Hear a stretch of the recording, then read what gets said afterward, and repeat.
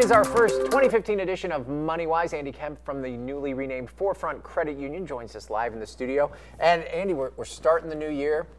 It's time to make some resolutions, maybe make some changes in our lives. So let's start with a real basic question. And what are the first steps when it comes to achieving financial success?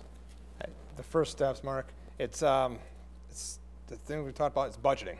And that's the first thing you want to do is sit down, figure out where you're at, what you have, and start creating a budget. And the best way to do that is track your income and expenses over a 30-day period and figure out how much you have and where you can maybe cut back a little bit and maybe where you want to spend a little bit more. So before you go and talk to a professional, get an actual accurate snapshot of how you're currently spending your money.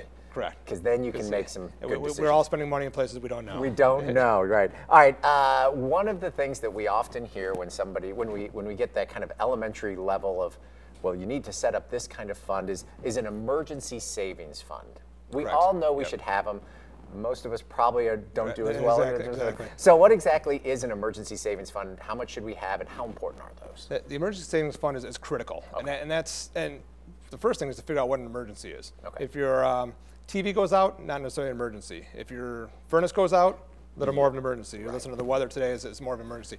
So the important thing is to have 3 to 6 months of emergency. That's what the experts and I agree to have that saved up. And that is mortgages and have something set up so if your family falls on hard times, you lose a job or there's a medical issue, you have the ability to float for a little bit until you can get back on your feet. Well, let me follow up with that. So we should have this money set aside. What do we do with this money? Does this need to be kind of easily liquidable kind of assets? Do we keep it in cash? What do we do with this money? There's a few things you can do with it. That's actually a great question. Liquid is the best place to do it, and at our credit union, you can actually set up a separate account for that, and you can call it emergency fund, and so you know not to touch that, and you can make it so that you can't get to it with an ATM or debit card necessarily, but you can come in and get it from a branch in case there is an issue such as the furnace dying, and you can get it right away. Okay, so this isn't money that we set aside, buy stocks with, or long-term commitments and say, well, I've got 6 months of. We need to keep this available. You want to be able to touch it. Yep. All right, so you know, we start the new year. We want to eat better, we want to work out, we want to make these changes in our lives. Probably a lot of people started January 1st and said, this year I want to get out of debt. Right. What are the first steps we do to do that? And again, the first step is figuring out what you owe and who you owe what to. And then you want to start knocking down, usually the highest debt, the stuff with the highest interest rate is what you want to pay down first. However, just to make yourself feel better, sometimes it's best just to pay off the stuff with the lowest balance.